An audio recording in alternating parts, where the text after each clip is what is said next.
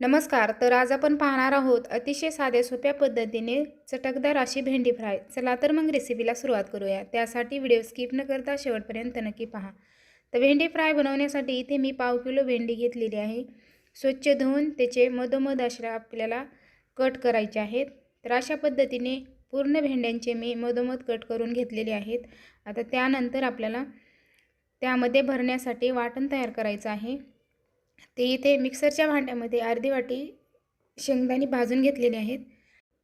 त्यानंतर त्यामध्ये 8 ते 9 लसूण पाकळ्या टाकायच्या आहेत. 1 चमचा जिरे टाकायचे आहेत. जिरे टाकून झाल्याच्यानंतर आपल्याला त्यामध्ये 1 चमचा धना पावडर टाकायची आहे. त्यानंतर 1 चमचा मीठ टाकायचं आहे. चवीनुसार मीठ टाकायचं आहे. त्यानंतर 1 चमचा लाल तिखट टाकायचं आहे. तिखटाचं प्रमाण तुम्ही तुमच्या आवडीप्रमाणे करू शकता. त्यानंतर आता आपल्याला ही बारीक अशी पेस्ट तयार करायची आहे. तर अशा पद्धतीने आता मिक्सरला मी बारीक असं फिरवून घेतलेलं आहे आणि मस्त असं वाटण तयार केलेलं आहे.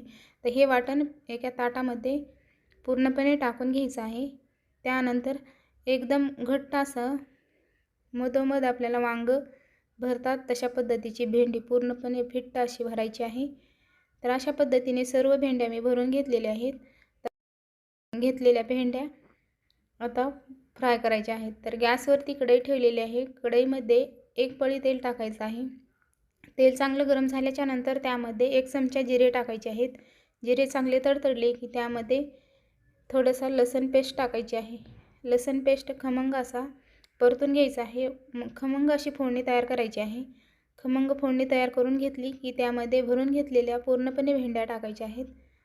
तर भेंड्या टाकून घेतल्यानंतर भेंड्या पण आपल्याला एकदम मस्त अशा तेलामध्ये फ्राय करायच्या आहेत. तर अशा पद्धतीची भेंडी फ्राय बनवत असताना आपल्याला एकदम कमी गॅसवरच ही भेंडी फ्राय बनवायची आहे. गॅसची फ्लेम एकदमच कमी ठेवायची आहे, अजिबात फुल करायची नाही. तर अशा पद्धतीने मस्त अशी खमंग भेंडी आपल्याला परतून घ्यायची आहे. त्यानंतर आता ही भेंडी एकदम 5 मिनिटासाठी आपल्याला वाफवून घ्यायची आहे. तर अशा पद्धतीने मस्त अशी भेंडी आपली तयार झालेली आहे. तर तुम्ही पण अशा पद्धतीची रेसिपी एकदा नक्की ट्राय करून पहा. खूप टेस्टी आणि चवदार होते. रेसिपी आवडली तर लाईक, शेअर आणि सबस्क्राईब करायला विसरू नका. पूर्ण व्हिडिओ पाहिल्याबद्दल धन्यवाद.